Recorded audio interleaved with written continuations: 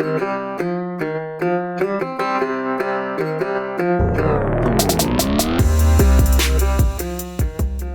up, everybody? It's Dan, Binder Boneyard, coming at you from the office at the illustrious, wonderful magic-making shop here at gray and cold Central Oregon. It's February, just after the Valentine's holiday. Hopefully you spent some time with the ones you love. And I mean your scouts and trucks. Thanks, everybody, for listening. We're following along. Please tell your friends. Please like. Please share. Please subscribe. Please spread the word. Had kind of a hiccup. Didn't do a lot of these over the summer. I mean, there's just so much going on, and I just prioritized poorly. But we are trying really hard to kickstart the business, not the business, but the growth again. Had kind of a downturn there while I was handling stuff, and now I'm reaping the quote-unquote rewards of the downturn. So trying to build back up. So any kind of likes and shares and telling people, it's all helpful. So I appreciate you guys very much. Everyone that sticks around, everyone that's been asking me when these are coming back and all that. I'm here. I'm here for you. I thank you and all that. So anyway, we wrapped up our big sale last week. Thank you, everybody that bought stuff. It was very successful. Super grateful for everyone who did that and was part of that. So thank you. We got a ton of new merch coming out. We've got some new shirt designs I can't wait to show off here soon. And we've got our shop rags are selling like hot cakes, and they're actually included in orders over $100. We throw a handful of rags in for you guys too. So appreciate it. If you didn't get any rags in your order, it's because we ran out, because like I said, they are going fast. We're trying to restock. We should have more in here next week. But anyway, thank you, everybody. This one is going to be about something I get asked about really regularly, and I'm sure I've done several of these. I've done so many that I can't even keep track of all the ones I've done in the past, but pickups and Travelalls, Dana 44 front axle conversion, the GM axle swap. I get asked about this multiple times a week. So I'm going to try and break it down, because everybody seems to make it way more complicated than it needs to be. Like, it is not rocket surgery. It is bolt in. So the reason why we're doing this is the 61 to 73 trucks and Travelalls that were four-wheel drive, and even two-wheel drive ones with the I-beam front end. The brakes are terrible. The drum brakes, they're big and obsolete. If you have a closed knuckle front end, which you will from 61 to 72, they don't turn very sharp. They don't turn sharp. They have small U-joints and things like that. Were great for when they were made, but stuff has improved. So, brake parts are expensive. You can't find drums for some of them now. It's a big project if you want to keep one of them on the road, which some of you guys, I understand, do. And I've run drum brake trucks for a long time. So I get it. But the appeal of modernization, I also get. So what a lot of people do, and we do it tons here, is we find a square body Chevy or GMC Dana 44 front axle. We go for like 74 to 81. After 81, they became 10 bolts. And even 81 was kind of a changeover year. I think in 81, the only ones that still were Dana 44s were camper special trucks, and they had heavy wall tubing. I think 80 was the last year of the across the board 44s for the square body Chevys and GMCs. They literally, and I don't mean it like your teenage daughter says it, I mean literally bolt in. The spring spacing is the same. The width is the same. The shoe, you put it in there. Like, yes, you need new U-bolts, but if you're doing front end work, I recommend new U-bolts anyways. Because your factory axle was a Dana 44, it just was closed knuckle and weird. So the drive shaft should be the same length. Everything's the same. It bolts in. New U-bolts. It's in. That's it. End of story. Podcast over. Almost. So that's like, I mean, people call me and they're like, what do I got to do to the springs? And I'm like, nothing. They're like, what do you mean? I'm like, nothing. Just bolt it in. New U-bolts. Bolt it in. And they're like, but it's a Chevy. Bolt it in. I'm like, you're wasting my time. Put it in. Just do it. And they're like, well, I got to measure. I'm like, no, put it in. That's that straightforward. It goes right in. The part that becomes sort of complicated, I don't even say complicated, the next steps is where the conversion part has to happen, because you are going from an IH front end to a GM front end. So you will need a conversion drag link, and that's why we sell them on our website. They have an international tie rod on one end, or drag link end, and a GM drag link end on the other. They're the right length. We sell them in stock height if you're just doing a swap in there, or we sell them in the lifted height if you're doing a 4 or 6 inch lift. Because of that reason, direct swap, bolt in. Again, it's a $210 part as of February 2025. Yeah, simple. And if you're industrious and you have a machine shop or whatever, you could probably make it yourself. It is steering, so be careful. And then the next part is probably the most, again, I hate to use the word complicated.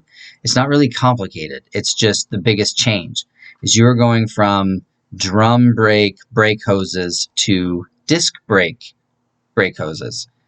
So GMs use their union where they meet up with the hard line is for 3/16 brake line. Well, your drum braked IH front end uses quarter brake line. And as far as I know, and it might be out there, I don't know if I've seen it, you can get an adapter, a brass adapter to go from quarter brake line to 3/16 brake line, but I don't think it works that direction.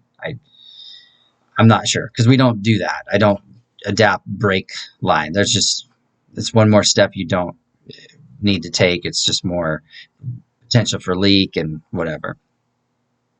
So you can have custom brake hoses made through Crown, or there's a place on eBay that'll do it.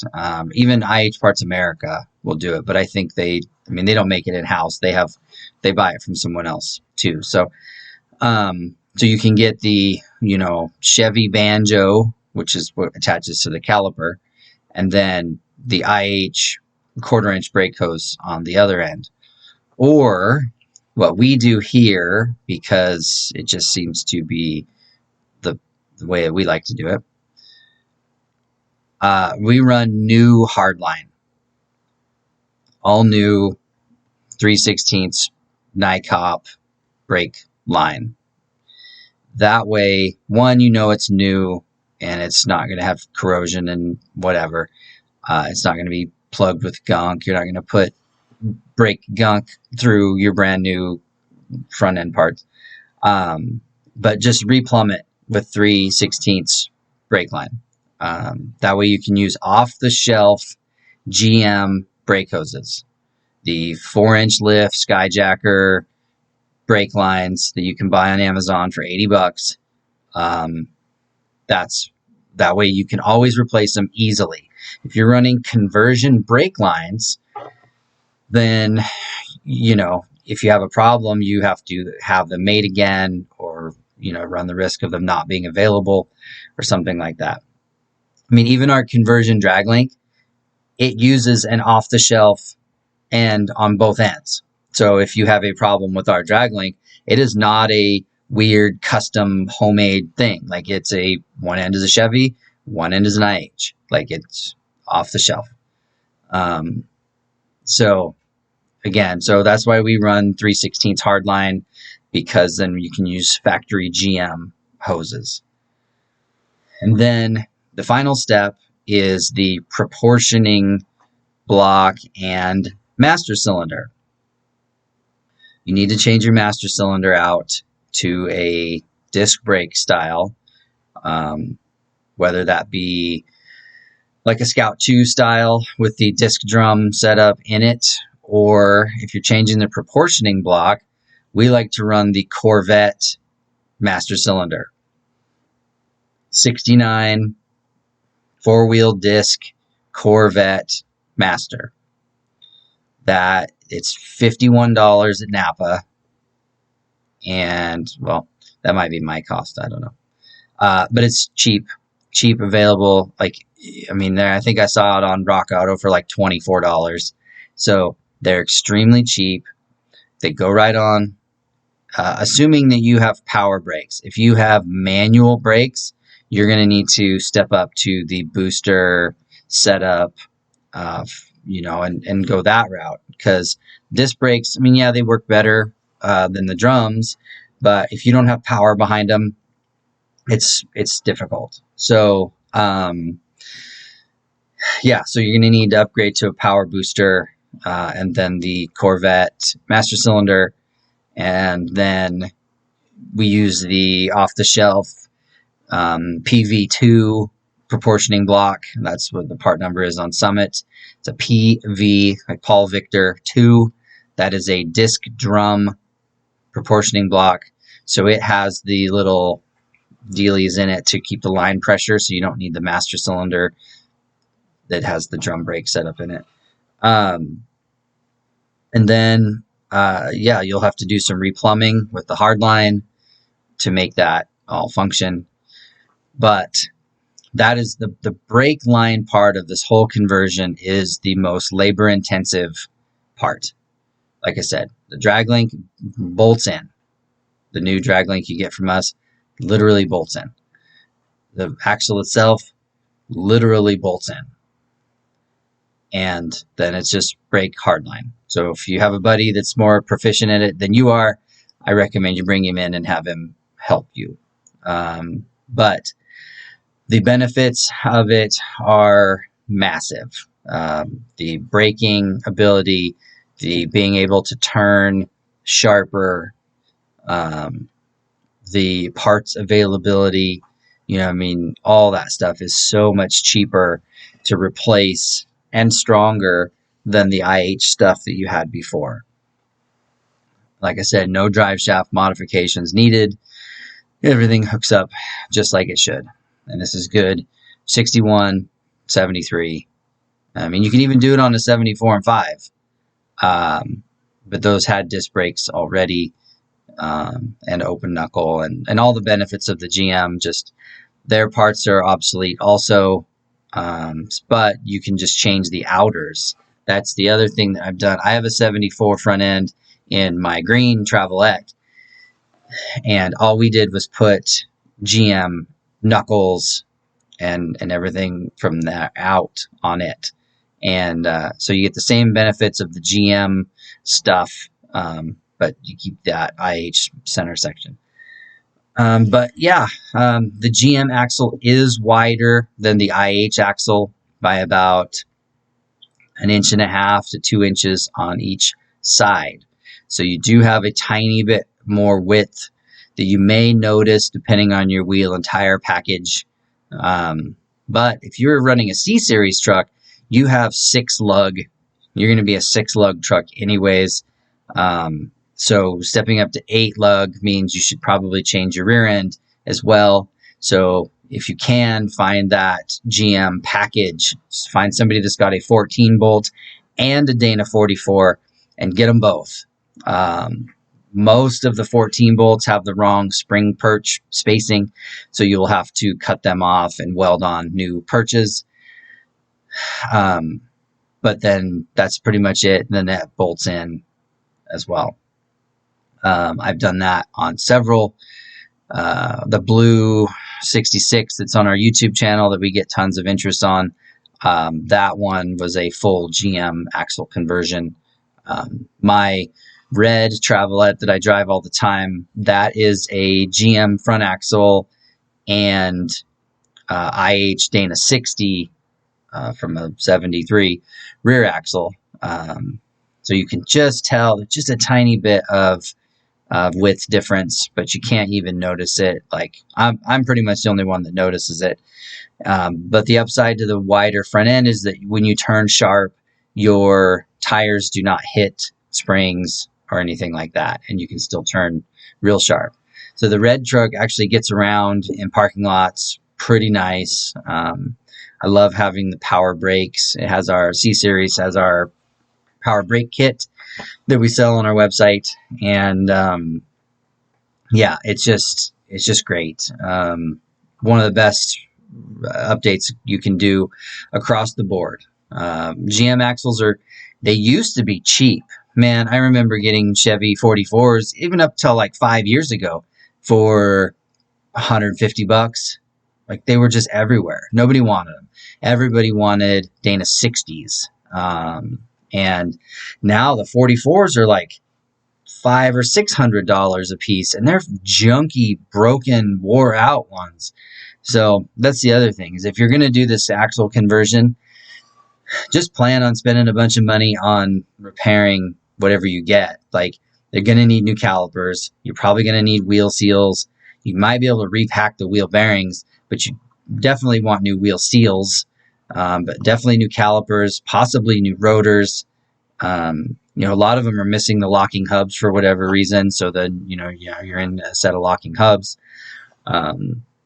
If you get an early 70s GM one, they will have external locking hub, which is super neat because you can take your IH external locking hub and bolt right onto that GM hub. So you can keep your IH locking hubs on the GM disc brake front end as long as it's an external locking hub. So that's kind of cool too. You may be able to do it with the internal locking hub style on some of them, but the IH version is a little bit different than the GM version, and I'm not sure if it's retained quite the same way. I have not tried that. I've only done it with the external locking hub. And when I say external locking hub, I mean your locking hub is held on by those 6 bolts and their little retainer washers. The internal style locking hub is a smooth body that has like 6 little Allen screws, and you can't see any other way that it's retained. There's no external bolts. There's nothing. It's just a smooth chrome body going into a cylindrical wheel hub.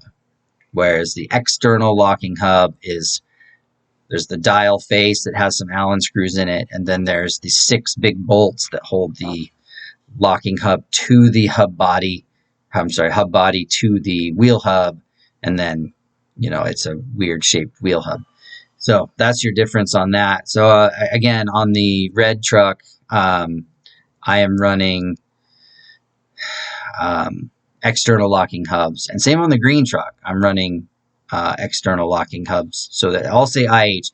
So 99% of the people that look at that truck, really look it over, they look at the locking hubs and they go, "Oh, it's IH front end," because they see the IH on the brass dial, like all the IH locking hubs have. So That's kind of one little conversion trick that's kind of neat and people don't really recognize, but makes you feel cool because you snuck it in there. But yeah, that's my suggestion for all you C series guys: is do a full drivetrain swap to a modern 8-lug GM, or bare minimum an 8-lug IH rear end, because they're a 60, and then the GM front end. Or if you're super lucky, you find the IH open knuckle front end, which some of the 73s had, and then you change to the GM knuckles and GM brakes and GM outers. So there's a couple ways to get there, but like I said, if you're doing the GM axle swap, you can bolt the whole thing in. The shock mounts, that's another part. They're real close. You can still get a bolt in there, and everything lines up for the most part. It's pretty convenient how it goes. Of course, make sure your gear ratios match. A lot of the GM stuffs were 373s. Most IHs were 410 or 409. So, make sure your gear ratios are the same. I really like 373s in a driver. Just gives you a little bit more highway while you still have some little bit of off-road gear. 409, 410, though, if you're hauling firewood and pulling a trailer and you're going to work the thing and don't mind being limited to 60 on the highway. So yeah, that's the gist of it, really. Those are the big hang-ups. That's the stuff that slows people down. Getting past the actual bolting the thing in, it's the hardest part for most people. They don't understand that it just bolts in. Like, it doesn't make sense. But yeah, bolts in. The housing itself just goes right in. So anyway, that was really about it. That's all I wanted to cover on that. That was just what's been wearing on me lately. I'm sure I'll still get messages from people asking about this even after they listen to this. But yeah, I tried to lay it out. I may do I've done a couple YouTube videos on this, but I may have to do like a really in-depth, long form one, just because, like, I don't know, people just can't seem to grasp it. But I also take this shit for granted because I have been doing it for 25 years now. Maybe just a touch longer. Yeah. So I learned a lot in 25 years, and stuff I take for granted that people should, I should probably be more sympathetic to. But at the same time, I got guys that don't know anything about this stuff, and then they're making their own YouTube videos telling people how to do this stuff. And I'm like, I watch these YouTube videos and I go, oh my God, that guy can't be serious. This must be a parody video, because there's no way the guy can confidently say what he's saying and believe it, because there's some pretty bad information out there from people who are making videos thinking they're doing a service to the community when really it's just creating more problems. But anyway, that's a whole other thing I'll digress on. But anyway, thank you, everybody. Appreciate you for sitting through my rant here. And thanks again for the shares and the likes. And I'm grateful for every single one of you.